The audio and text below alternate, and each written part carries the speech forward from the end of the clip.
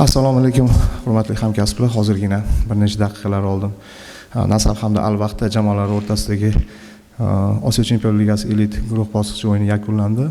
2-1 hisobida Al-Vahda jamoasi g'alaba qozondi va odatga ko'ra o'yindan keyingi matbuot anjumanini boshlaymiz. Dastlab Nasaf jamoasi ustozi Ro'ziqul aka Berdiyev savollarga javob beradilar. Ro'ziqul aka, o'yin haqida 2 oz savol-javoblarga o'tishni oldin.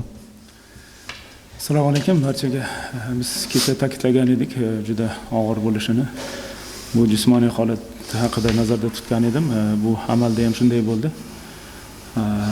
Biz kuchimiz borligicha qarshilik ko'rsatib turdik, lekin o'yinning oxiriga kelib jamoada o'sha yengillik, kuch yo'qligi uchun biz tashabbusni berib qo'ydik. Ikkita standart vaziyat bugungi o'yinda raqibga g'alabani taqdim etdi. Standart vaziyatdagi albatta bu e'tiborsizlik, bu o'yinchilarni yaxshilab ushlash kerak, lekin nimaga bundoq bo'lganini albatta tahlil qilib chiqamiz.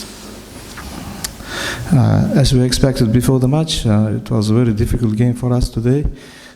Two standards, we considered 2 goals from the standards, and after the match we of course analyzed what happened in the standard situation because we lost the concentration a little bit, and then Al-Vahda scored 2 goals.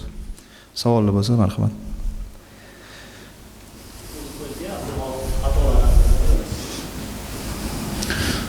Abduvahid yaxshi darvozamon, barchamiz yaxshi bilamiz, lekin bilmadim, balki bosim ta'sir qilayotgandir yoki raqobatning yo'qligidir. O'sha Liga Chempionlar o'yinlarida xatoga yo'l qo'yyapti. Albatta buni ayblamaylik. Bugungi mag'lubiyat uchun, va oldingi mag'lubiyatlar uchun hamma birda aybdor. Hozir aytib o'tdim asosiy sabablarni bugungi o'yinda. Hozir shunaqa bosqichdamiz. Biz bunaqa kuchli jamoalarga qarshilik ko'rsatish uchun, hattobi teng o'ynashimiz uchun biz eng yaxshi holatimizda bo'lishimiz kerak.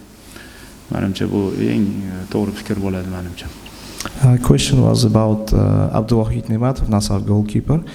Coach asking, nothing happened. It's a normal situation.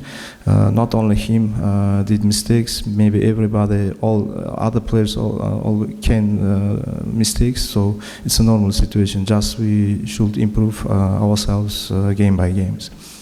Savollar bo'lsa.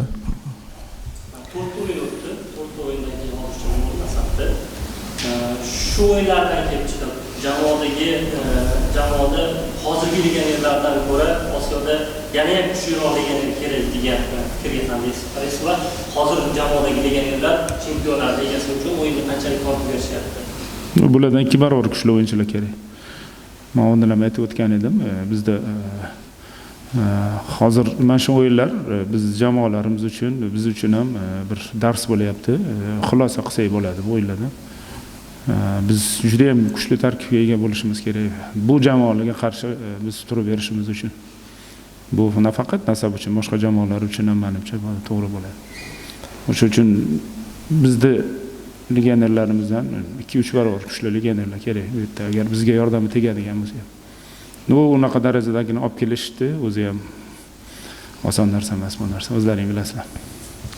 A question about the future of the Nasaf. So question was maybe future Nasaf should invite some foreign player, especially for the Champions League. Coach said yes, of course we have maybe the strong squad, but for the Champions League, for the international tournaments, of course we need the foreign player, solid foreign player. But it's not only this situation because it's spend money if we need the foreign players.